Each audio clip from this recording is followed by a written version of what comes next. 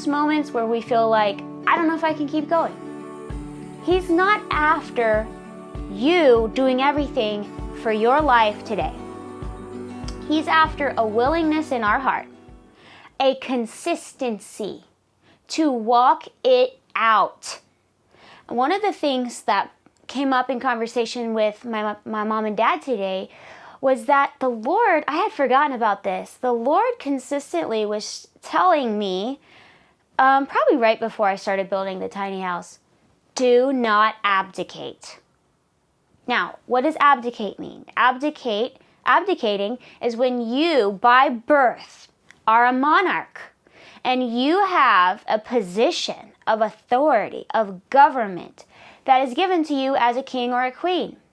And the weight, for whatever reason, whether it be you're lazy or the weight of the responsibility is too much for you and you decide, I can't do this.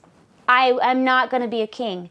That is abdicating. Like I think King Edward VIII, Queen Elizabeth's uncle, did that and decided he was not going to be king anymore.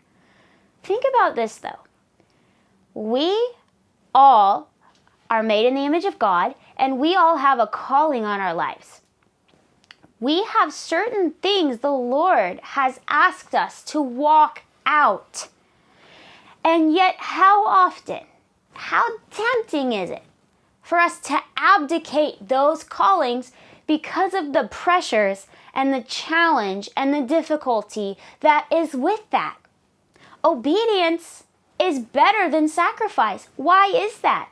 Because you could come and give all that you have for the Lord and in your heart of hearts not be willing to walk step by Jesus, by Yeshua, through the narrow gate. But here's the beautiful thing though, that in our weakness, His strength is made perfect.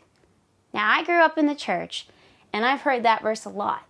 And it's easy to say, in my weakness, His strength is made perfect.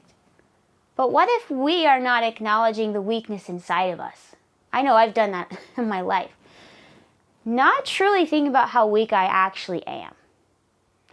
And it's in those moments of difficulty, of obedience, of stepping step by step with the Lord, that we realize how weak we are.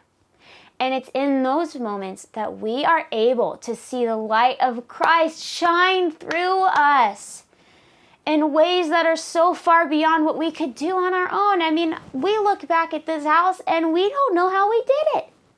Seriously, looking at the ceiling, I won't even get into that right now, but the ceiling's extremely complicated. And lots of people, including professional tradesmen, told me it could not be done. But yet, somehow the Lord gave me grace and insight, and I personally did all the geometry required to cut out every single individual piece and nail it up myself. That had to be the Lord. Why would I, a music teacher, know how to do that? It's a testament to the goodness of God. David said, I would have lost heart if I did not believe that I would see the goodness of the Lord in the land of the living. And that's what I am so encouraged about today as I reflect on how hard it was to construct this house even as I was living across the country.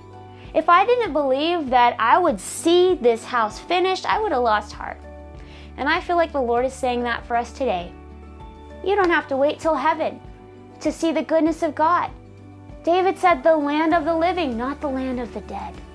So I pray today that God would infuse you with strength to walk step by step down that narrow road with the Lord, leaning all your weight on Jesus, because He is going to make perfect what you don't even think you have to offer Him.